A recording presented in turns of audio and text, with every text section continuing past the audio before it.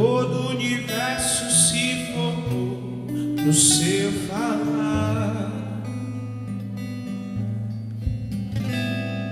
Teologia pra explicar, o Big Bang pra disfarçar.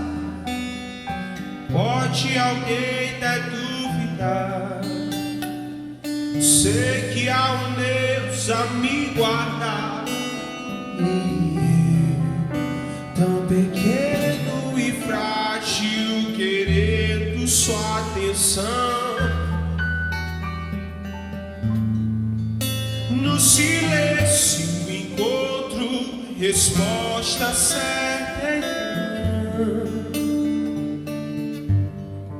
Dono de toda a ciência, sabedoria e poder, ó, dá-me de beber da água da fonte da vida.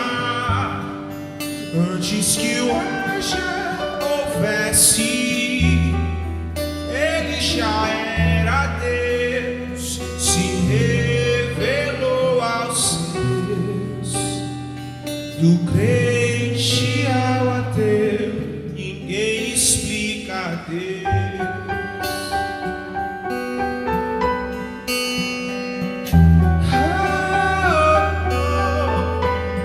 Ninguém explica Deus.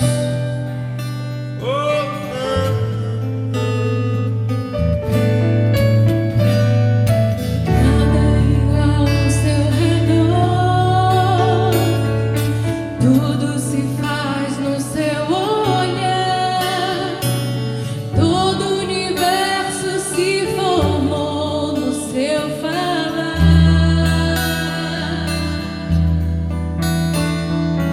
Teologia pra explicar, ou Big Bang pra disfarçar. Pode alguém ter dúvida, mas sei que há um Deus a me guardar. E eu, tão pequeno e frágil, querendo sua atenção.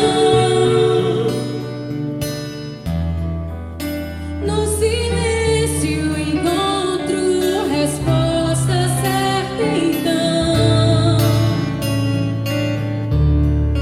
Dono de toda a ciência, sabedoria e poder, ó, dá-me de beber da água da fonte da vida. Antes que o haja houvesse, ele já era Deus, se revelou aos seus. Do gentil ao judeu, ninguém explica Deus, ninguém explica, ninguém explica Deus, ninguém explica, ninguém explica Deus. E se duvida ou se acredita, ninguém explica Deus, ninguém explica. Dono de toda a ciência, sabedoria e poder, ó, dá-me de beber da água da fonte da vida. Antes que o haja houvesse, ele já era Deus, se revelou aos seus. Do crente ao ateu, ninguém explica Deus, ninguém explica, ninguém explica Deus, ninguém explica.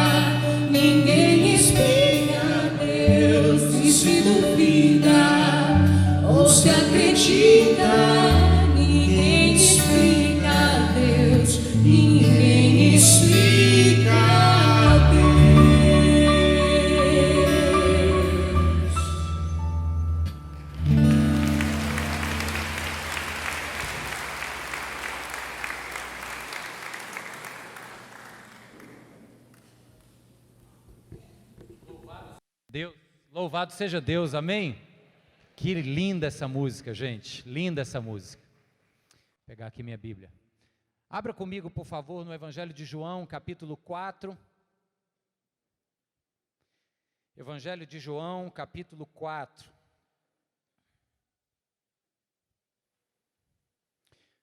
Nós estamos continuando a nossa série de mensagens sobre encontros de Jesus com pessoas que ocasionaram em grandes transformações. João, capítulo 4, eu vou ler 2 textos, então você presta atenção comigo. São 2 encontros de Jesus bastante conhecidos seus, com certeza. Portanto, preste atenção para que não entre no modo automático e passe batido, certo?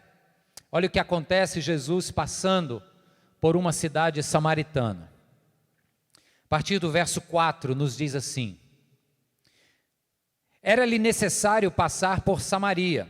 Assim chegou a uma cidade de Samaria chamada Sicar, perto das terras que Jacó dera a seu filho José. Havia ali o poço de Jacó. Jesus, cansado da viagem, sentou-se à beira do poço. Isso se deu por volta do meio-dia. Nisso veio uma mulher samaritana tirar água. E disse-lhe Jesus: Dê-me um pouco de água. Seus discípulos tinham ido à cidade comprar comida. A mulher samaritana lhe perguntou: Como o Senhor, sendo judeu, pede a mim, uma samaritana, água para beber? Pois os judeus não se davam bem com os samaritanos. Jesus lhe respondeu: Se você conhecesse o dom de Deus e quem lhe está pedindo água, você lhe teria pedido e ele lhe teria dado água viva. Disse a mulher: O Senhor não tem com que tirar água e o poço é fundo. Onde pode conseguir essa água viva? Acaso o Senhor é maior do que o nosso pai Jacó, que nos deu o poço, do qual ele mesmo bebeu, bem como seus filhos e gados? Jesus respondeu: Quem beber desta água terá sede outra vez, mas quem beber da água que eu lhe der, nunca mais terá sede. Ao contrário, a água que eu lhe der se tornará nele uma fonte de água a jorrar para a vida eterna. A mulher lhe disse: Senhor, dê-me dessa água, para que eu não tenha mais sede, nem precise voltar aqui para tirar água. Ele lhe disse: Vá, chame o seu marido e volte. Não tenho marido, respondeu ela. Disse-lhe Jesus: Você falou corretamente, dizendo que não tem marido. O fato é que você já teve 5, e o homem com quem agora vive não é seu marido. O que você acabou de dizer é verdade. Para aqui e volta comigo agora para o capítulo 3. Um encontro aparentemente diferente deste. Aqui vemos Jesus dialogando com uma mulher de fama duvidosa. E agora vamos ver Jesus, antes de chegar a Samaria, estando ele ainda em Jerusalém, centro religioso do mundo da época, falando com uma autoridade religiosa, chamada Nicodemos. Havia um fariseu chamado Nicodemos, uma autoridade entre os judeus. Ele veio a Jesus à noite e disse: Mestre, sabemos que ensinas da parte de Deus, pois ninguém pode realizar os sinais milagrosos que estás fazendo, se Deus não estiver com ele. Em resposta, Jesus declarou: Digo-lhe a verdade, ninguém pode ver o reino de Deus se não nascer de novo. Perguntou Nicodemos: Como alguém pode nascer sendo velho? É claro que não pode entrar pela segunda vez no ventre de sua mãe e renascer. Respondeu Jesus: Digo-lhe a verdade, ninguém pode entrar no reino de Deus se não nascer da água e do Espírito. O que nasce da carne é carne, mas o que nasce do Espírito é Espírito. Não te surpreenda pelo fato de eu te ter dito: é necessário que vocês nasçam de novo. O vento sopra onde quer, você o escuta, mas não pode dizer de onde vem, nem para onde vai. Assim acontece com todos os nascidos de espírito. Perguntou Nicodemos: como pode ser isso? E disse Jesus: você é mestre em Israel e não entende essas coisas? Vamos orar. Senhor meu Deus, queremos te agradecer por esse louvor maravilhoso, por esse espaço de adoração, por esse momento em que nós nos aquietamos e a tua palavra nos é lida. Te louvamos, Senhor, porque tudo isso é para o bem do teu povo e para a glória do teu nome. A nossa oração, Deus, é que nesta hora tu desempeças o nosso ouvido, a nossa mente e coração, para que estejamos atentos àquilo que teu Espírito quer continuar fazendo em nossas vidas. Fala, Jesus, fala, que o teu povo quer te ouvir. Em teu nome nós oramos, amém. Irmãos, a série sobre os encontros, ela vai nos mostrar que o ser humano faz perguntas. Nós olhamos para o universo ao nosso redor, olhamos para o noticiário, abrimos a internet, navegamos, e vem uma pergunta em nosso coração. Não sei se é a sua, mas a minha, quando eu olho a realidade do mundo, tem uma pergunta assim, ó: o que é que tem de errado nesse nosso mundo? A gente vê a cena do garotinho se debatendo lá na maca do hospital do Rio de Janeiro, e aí uns têm pena, outros dizem está fingindo, mas sabem da compra de votos, aí vibra porque o Sérgio Cabral está preso, conta as horas para o próximo político ser preso, apoia o Sérgio Moro, e a gente fica nesse jogo, uns desgostam dele, e nós temos que concordar que não só o país está uma bagunça, mas agora parece que a América do Norte está prestes a entrar numa grande também, é ou não é verdade? E a gente pensa, o que é que vai ser do mundo com um louco daquele na Casa Branca? E a gente vê uns privilegiados, outros marginalizados, um com muito e sendo valorizados pelo que tem, outros com muito pouco ou quase nada e sendo desprezado pelo que não tem. E neste contexto de desigualdades a pergunta persiste: o que é que tem de errado na nossa realidade? Essa é uma pergunta que Jesus já trata no primeiro encontro que nós vimos na semana retrasada, quando Jesus vai bater um papo com Nicodemos. Perdão, Nicodemos não, é o Natanael. Nicodemos é de hoje. Natanael, a sombra da figueira. Ali há um questionamento: o que é que há de errado com o mundo? E hoje, quando olhamos para uma mulher marginalizada e um homem prestigiado, nós nos deparamos com esta realidade de desigualdades. O rico e o pobre, o favorecido e o desfavorecido, o que é benquisto pelo que tem e aquela que é malquista pelo que faz, pela fama que agregou detrás de si. Percebem, queridos, esse é o mundo que nós vivemos, um mundo injusto, um mundo desigual. E quando nós lemos essas duas histórias, e eu fiz questão de lê-las, ainda que demorasse, porque são muitos versos, mas quando lemos as duas, nós nos damos conta de que é o mesmo problema nas duas narrativas que está acontecendo. É um problema comum a todos nós, o problema deles é o nosso problema hoje. E o que há de errado no mundo é explicado por esse problema, que eu vou já tratar. Mas antes, vamos olhar cada caso. Em primeiro lugar, a mulher. Volta os teus olhos para o capítulo 4, a partir do verso 4. Diz aqui o texto que esta mulher foi ao poço de Jacó, na região de Sicar, na Samaria, para você que não está atento. Sul, Judeia, norte, Galileia, o trânsito de um para o outro, se quisesse cortar caminho, passava por Samaria.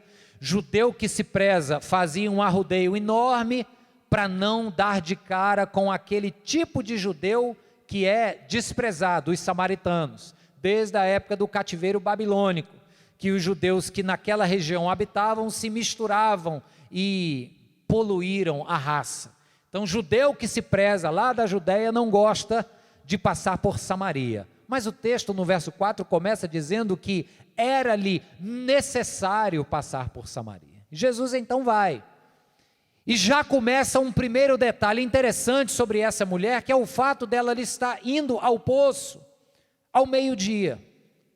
Por que que ao meio-dia é um detalhe muito importante para conhecermos esta mulher? Porque as mulheres que tinham as tarefas domésticas nas costas, elas precisavam de água para exercer as suas funções domésticas. Como o sol estava a pino, meio-dia, as mulheres iam pela manhã, cedo, friinho ainda. Se essa mulher vai meio-dia, nós começamos a desconfiar que ela não só não queria ser vista por outras, como ela não podia ser vista, porque certamente seria alvo de comentários. Mesma coisa naquela época, pessoal. O povo fala, mulherada fala, o macharal fala também, aponta o dedo. Você sabe daquilo ali, sabe da última. Aí ela aproveita quando todo mundo já foi, e que ninguém vai no poço, porque é meio-dia, está quente, e ela vai. Aí outro detalhe é que ela é uma samaritana. Como eu disse, judeu não falava com samaritano. E um outro detalhe é que ela é mulher, e nós estamos falando de uma época onde a sociedade é extremamente machista e patriarcal. Então, todos os ingredientes possíveis para que ela não fosse abordada por ninguém, pelo fato de ser uma marginal, estavam listados na sua história de vida. Jesus desconsidera todos eles, e aborda a mulher e diz: me dá água para beber. Esta com quem ele fala é alguém que a sociedade não gosta. É aquele tipo de gente que a sociedade escanteia. E nós vamos ver por quê. Porque a conversa continua, e quando Jesus fala que tem uma água para oferecer, que quem beber desta água não voltará a ter sede, esta mulher revela algo importante. Ela diz: dá-me dessa água para que eu não tenha mais sede. Quando ela fala isso, irmãos, ela está, sem querer, ela está trazendo para nós a realidade do coração humano, que tem sede. O nosso coração é sedento. Salmo 63, que começamos aqui na leitura, diz: minha alma tem sede de ti, todo o meu ser anseia por ti. Nós temos uma sede dentro de nós. O ser humano como um todo tem uma sede. E pretende saciar esta sede com coisas que eventualmente lhe farão felizes. Os homens tentam saciar-se com coisas, via de regra, externas a si mesmos. Por exemplo, a gente sempre fala do dinheiro. O recurso financeiro é uma das formas exteriores a nós, que usamos para saciar esta sede. E a ideia é: quanto mais eu tiver, mais eu estarei satisfeito. Às vezes a carreira profissional, aquilo no que a gente deposita a esperança de que venha de lá para cá satisfação e saciedade. Estou certo ou estou errado, irmãos? Sim ou não? Porque você pensa: se eu ascender profissionalmente, eu serei aceito, eu serei benquisto, eu serei olhado com olhos de aceitação. Você vê, hoje em dia também tem outro aspecto, e isso pega muito as mulheres, mas os homens também: a beleza física. Busca-se a beleza física na juventude e também depois da juventude, muitas vezes não pensando no bem que o corpo vai receber se você exercitá-lo, mas pensando apenas nos atributos anatômicos, para que o olhar do outro seja um olhar de admiração, porque quanto mais eu for admirado, mais esta minha sede será aplacada. E olha, irmãos, é curioso, porque a gente vê aí muitas meninas, muitas adolescentes, jovens, moças, escravas de um padrão estético, que se não for com aquela curva, com aquela textura de cabelo, com aqueles olhos, eu não serei aceita e, portanto, minha sede vai continuar. Só que agora não é mais só das mulheres, não. Eu comentei de manhã aqui, eu faço academia, musculação. Faço porque preciso, porque não é uma atividade física que eu goste. Mas faço porque depois dos 40 anos eu comecei a perceber que as lesões da corrida não curavam mais tão rápido quanto eu era mais novo. Então eu tenho que ir para a musculação para fortalecer. E eu vou no horário que dá. Via de regra, no sábado eu vou já perto do almoço. E minha esposa me acompanha, né? Maridão, é bom ter a companhia da mulher dentro da academia. Fica a dica, fecha parênteses, vamos continuar. Aí, o que é que a gente vê lá muito?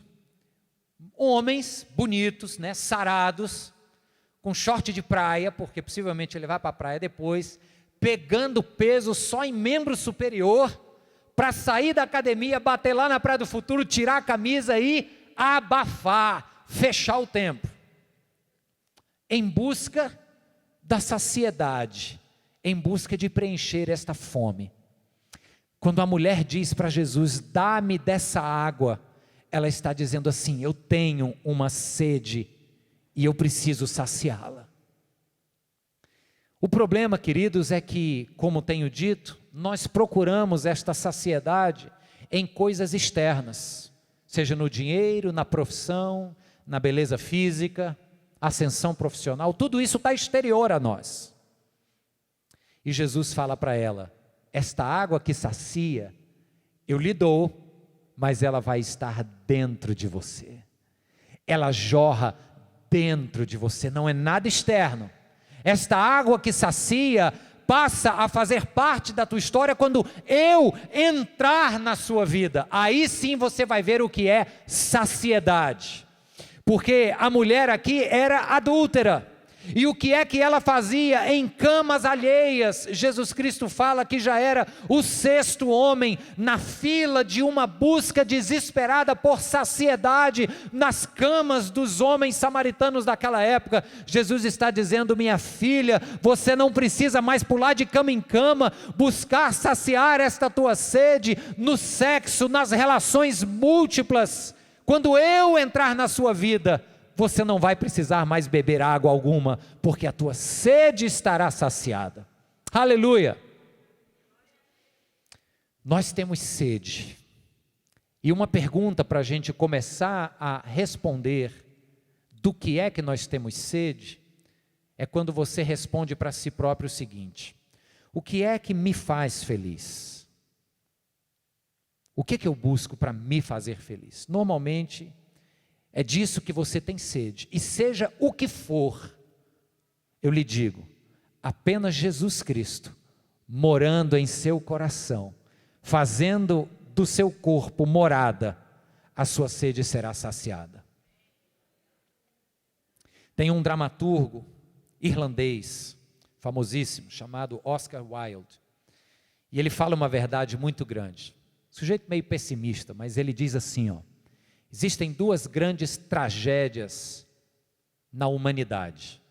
A primeira é desejar algo e não conseguir. Trágico. A segunda tragédia é conseguir. Sabe por quê? Porque ao conseguir você percebe que aquilo que você tanto buscava para saciar-se, não trouxe saciedade. O livro que nós estamos seguindo para esta série Encontros nos traz também o depoimento de duas figuras importantíssimas. A turma mais nova talvez não lembre de um tenista famoso chamado Boris Becker. Quem lembra do Boris Becker? Vai lá, revela a idade aí, bota a mão para o alto. O Boris Becker ganhou os grandes torneios, e você sabe que tênis, diferentemente de outros esportes, o tênis rola dinheiro grande. Então Boris Becker fala a um jornalista da revista Time, que ele teve tudo o que o dinheiro pôde comprar. E ele disse assim para o jornalista, ainda que soe como aquela conversa de sempre, onde o artista diz que tem tudo e ao mesmo tempo não tem nada, ele continua, eu vivenciei isso, porque mesmo tendo tudo que o dinheiro podia comprar, tudo, entenda-se, tudo, eu não conseguia ter paz interior. Na mesma linha, a Sophia Loren, atriz famosíssima, que teve romances com grandes homens, teve dinheiro sobrando, acredito eu, teve acesso a tudo o que o dinheiro também pode comprar. Ela disse que ainda assim não conseguia tratar de um vazio que consumia a sua alma. Por que isso? Porque o homem tem sede, e enquanto buscarmos fora, nunca encontraremos satisfação. Aí Jesus Cristo propõe a ela o início de uma cura. Porque, queridos, para cura é preciso antes fazer o diagnóstico. Quando você vai no médico, doutor, você chega lá com uma dor, ele não vai te passar um remédio logo, ele vai fazer um exame. Ele vai olhar no exame e ele vai te diagnosticar. Então, tendo conhecimento do que é que está causando essa dor, aí vem o remédio. É a frase que é uma máxima, que diz: o diagnóstico antecede a prescrição. Faz sentido? Então ela tem uma doença, esta sede insaciável, e ele precisa mostrar para ela o diagnóstico, e ele então chega com a mesma candura e amor com a qual vem tratando esta mulher, chega para ela e diz assim: vai buscar o teu marido. Aí veja, alguns mais desavisados podem pensar assim, puxa, Jesus pegou pesado agora, tocou na ferida, era o lugar onde ele não podia mexer, foi lá. Mas entenda, queridos, que o que Jesus está fazendo é algo muito mais profundo, fruto de amor. Jesus está dizendo para ela o seguinte: você quer essa água? Eu posso te dar esta água, mas antes você precisa entender todas as formas que você tem usado para tentar consegui-la. É o diagnóstico. Você tem que entender como você tem tentado conseguir esta água, para então rejeitar isso e passar a aceitar a água que eu tenho para te dar. E ele deixa nas entrelinhas o seguinte: o homem com quem te deitas já é o sexto, e nem teu marido é. Veja, essa é a forma que você tem tentado saciar a sua sede. Nesse momento, irmãos, o Espírito Santo fala com você. Como você tem buscado saciar esta sua sede? Enchendo a cara? Tendo relações mundo afora? Sabe, a pessoa que adultera, ela não adultera apenas porque é desonesta no relacionamento, é mais do que isso. Ela adultera porque precisa se preencher na autoafirmação masculina ou feminina. Você já entendeu essa parte? E o que Jesus fala com ela vai nesse sentido: minha filha, para você poder aproveitar esta água, antes você precisa atentar para as formas como você tem buscado saciedade. E ela então diz: vejo que tu és profeta, você falou a verdade, eu tenho buscado preencher minha sede com homens. Aí volta o capítulo 3 e entra Nicodemos na cena. Quer dizer, na verdade Nicodemos está antes, né? E com Nicodemos parece que a conversa é diferente, porque se a mulher por um lado é uma marginalizada, é alguém mal vista pela sociedade, é alguém que listava em sua narrativa de vida todos os motivos para que um homem judeu jamais a abordasse, pela sua má fama. Por outro lado, Nicodemos é o que a gente diria hoje no popular, o cara. E para este importante, Jesus Cristo tem uma abordagem bem diferente. Lembra que com a mulher Jesus Cristo foi brando, foi solícito. Jesus Cristo deu passos até chegar na raiz do problema, estabeleceu uma conversa cheia de ternura e amor. Com Nicodemos não. O Nicodemos começa com um cerca Lourenço lá: vejo que és mestre, ninguém pode fazer isso que faz se não vier de Deus e tal. Aí quando Jesus vai falar com ele, na linguagem aí do humor cearense, Jesus entra com uma voadora na pleura. E ele não tem conversa, ele já chega dizendo assim, tem que nascer de novo, Nicodemos. Tem que nascer de novo. Amados, isso é forte. Isso é forte porque, via de regra, nós temos na cabeça a seguinte ideia: nascer de novo é para alguém carga torta. Nascer de novo é para aquele cara que era traficante, bandido, drogado, adúltero, alcoólatra, tudo de ruim. Aí o sujeito se converte e diz assim, um novo nascimento. Aí a gente acha que o nascer de novo é um requerimento de alguém que está indo num caminho completamente autodestrutivo e deu meia volta e reapareceu, né? Nasceu de novo. Mas essa teoria cai por terra, porque o Nicodemos não tinha esse perfil de alguém ruim. Nicodemos tinha autocontrole, era uma pessoa boa. Nicodemos era extremamente sensato. Se você olhar o capítulo 8 de João, ele fala no Sinédrio, e o que ele fala silencia nos corações de todos os presentes. Tamanha é a sua sensatez, bom senso. Nicodemos é um príncipe da sinagoga. Ele é alguém para quem as pessoas olham em reverência, pois este homem que está ali por cima da média, este homem, Jesus diz, tem que nascer de novo. Por que é que Jesus fala isso para ele? Porque Jesus está identificando em Nicodemos, assim como identificou na mulher samaritana, a raiz do mesmo problema. E a pergunta que fizemos no início, o que há de errado com o mundo, se responde agora de uma forma simples. É tão simples que você pode se assustar. Pastor, o que é que há de errado com o mundo?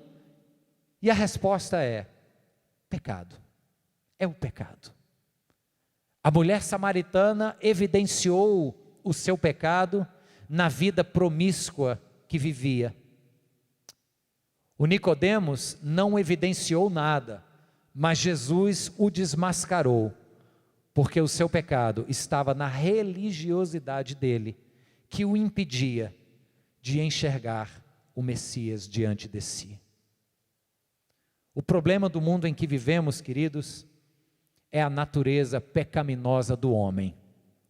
E para isso, Jesus chega para o religioso e diz assim: nascer de novo. E eu gosto desta expressão, nascimento, porque se você pensar, diga aqui para mim, qual foi a tua participação no teu nascimento? Você teve alguma participação no dia do teu nascimento, sim ou não? Absolutamente não, você só veio para fora. Quem teve participação foi o médico, quem teve participação foi a tua mãe. Acima de tudo, o nascimento que independeu do teu esforço, foi uma dádiva gratuita da vida, do Criador para você. Quando Jesus diz para Nicodemos, tem que nascer de novo, é como se pudéssemos entender assim, ó, Nicodemos, você precisa conhecer uma realidade em Deus que independe do teu esforço. Você tem tentado ser o teu próprio Salvador. Você tem seguido as regras da religião, você tem seguido a moralidade judaica, pensando que a partir disso, a partir do teu bom exemplo, da tua boa conduta, você será salvo. Mas Nicodemos, o nascimento nos lembra de que este dom de Deus independe do seu esforço. É graça, é gratuito, é Deus quem te dá. Amém? Se dependesse do nosso esforço, nós estávamos perdidos. Ou alguém aqui acha que consegue conquistar a salvação por mérito próprio? Se você acha que consegue conquistar a salvação por mérito próprio, eu vou dizer, tem que nascer de novo. E da mesma forma que o pecado exposto e evidente da mulher que passou por muitas camas foi trazido à presença graciosa de Jesus, o pecado da autossalvação também precisa ser arrependido e trazido à presença graciosa de Jesus. É como a gente olhar para o sujeito que é tudo de ruim e dizer, esse cara precisa de Deus, eu que estou na igreja já tenho.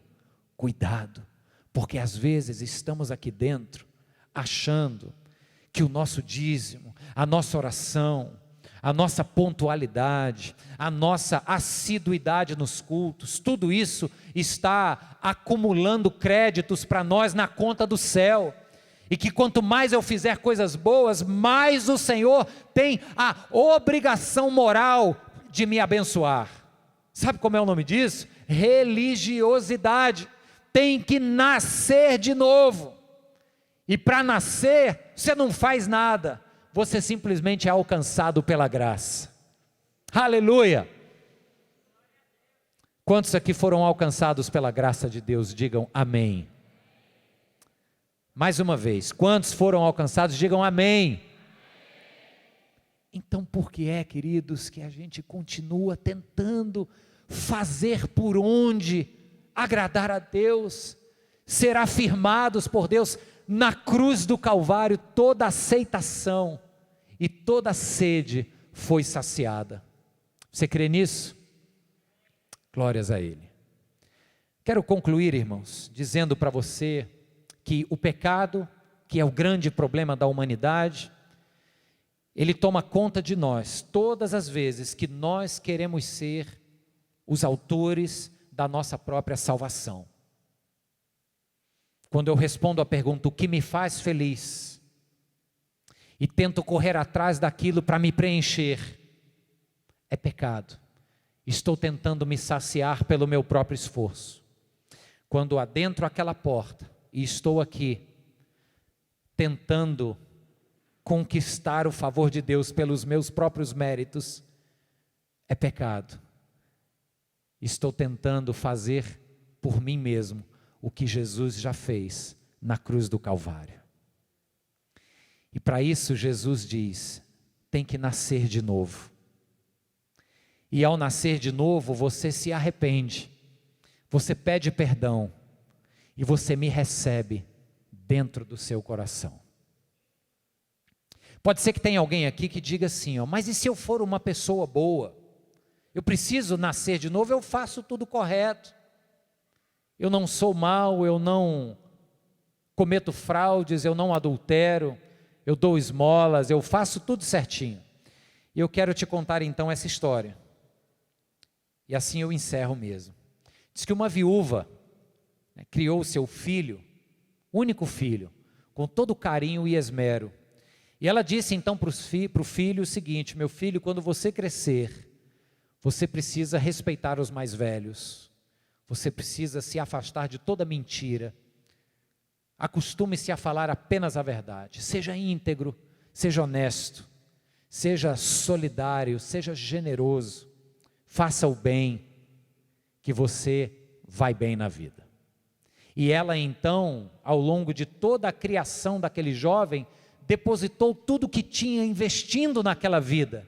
Deu todos os ensinamentos possíveis, deu todos os dinheiros possíveis para que ele crescesse, se formasse, e então ele se forma e sai de casa e vai viver a vida no mundo. E quando ele está no mundo, ele não mente, ele se lembra dos ensinamentos, ele é íntegro. Mas chega o primeiro Natal e ele não liga para a mãe. A primeira festa de ano novo, longe de casa, e ele não liga para a mãe. Depois, no dia das mães, no dia do aniversário da sua mãe, no dia do seu próprio aniversário, nenhum telefonema, nenhum contato, mas ele continua falando a verdade, sendo generoso, dando esmolas. E passam-se anos e anos e anos e anos, e aquela mãe morre. E depois que ele saiu de casa, nunca mais houve um contato dele com a mãe, ainda que ele continuasse falando a verdade, fazendo tudo certo. O que é que você me diz de um filho desse? No mínimo ingrato, mal agradecido, quase maligno, fazedor de mal. Por quê, irmãos? Porque não adianta apenas seguirmos os preceitos morais de Deus. Não adianta apenas incorporarmos na nossa prática aquilo que Ele nos diz ser o correto e que se fizermos, viveremos bem. Não adianta. Se não estivermos nos relacionando com Ele, falando com Ele todo dia, ligando e dizendo, Pai, estou aqui, fala que eu te escuto, porque eu sei que tu ouves o que eu falo. Se não houver contato diário, é como o filho que fez tudo o que a mãe ensinou, mas de maneira ingrata, a rejeitou. Que não caiamos, queridos, neste erro, que possamos nos lembrar que a única forma de saciar a sede no nosso ser é tendo o Senhor Jesus morando em nós. E como crentes de igreja cristã, que tenhamos muito cuidado se não temos usado a religião como um instrumento da nossa própria salvação. Que Jesus Cristo seja para você o seu único e suficiente Salvador, o doador da graça, e você acolhe e diz: obrigado, Senhor. Que Deus nos abençoe e nos fortaleça em nome de Jesus. Amém. Amém.